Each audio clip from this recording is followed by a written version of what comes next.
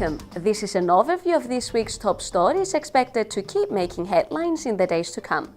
Fumara Bianca, President Anastasiadis and Mustafa Akinci announced the first of many confidence-building measures. Following their second official meeting, Anastasiadis and Akinci, on behalf of which UN Secretary-General Special Advisor in Cyprus, Espen Bath-Ade, spoke, announced the opening of two crossing points, Lefka Pligi and Derinia. The leaders also agreed on discussing the opening of even more crossings.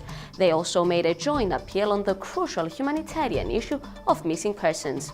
Other confidence-building measures include looking into the interconnection of the electricity grids and the interoperability of mobile phones.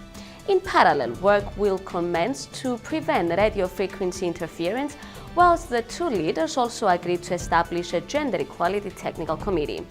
The two leaders are set to meet again on the negotiations table on June 17th, but in the meantime, Mustafa Akinci is set to have a meeting with the Secretary-General of the United Nations, Ban Ki-moon, on Thursday, June 4th. Could Cyprus be a terrorist network base? The question arose after the police found 2.5 tons of ammonium nitrate in the apartment of a 26-year-old Lebanese male in Larnaca. Cypriot security services are looking into the possibility of a potential terrorist attack to the detriment of the Israeli interests on the island, since this suspect is considered to be a member of Hezbollah. FIFA Gate broke out this week. 9 football officials and 5 sports media and promotions executives have been charged by US prosecutors with corruption that involved more than $150 million in bribes.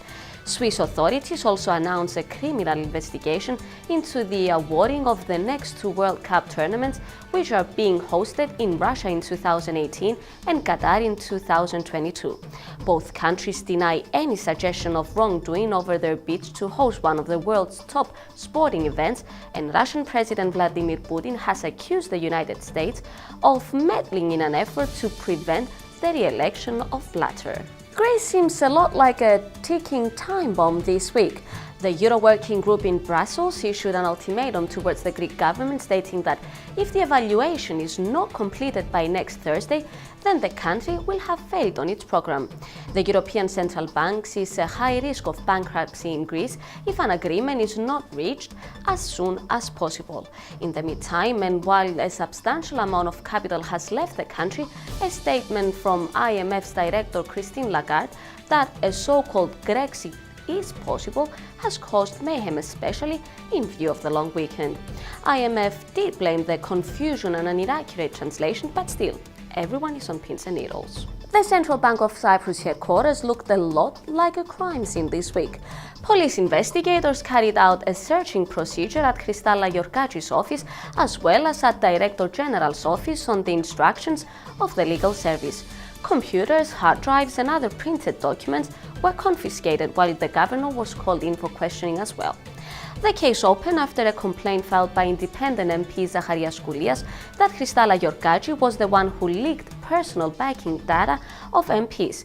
Georgagi's case will be examined thoroughly during a closed session of the Parliamentary Committee on Institutions on June 5th. Arcana 2015 took place in Cyprus this week.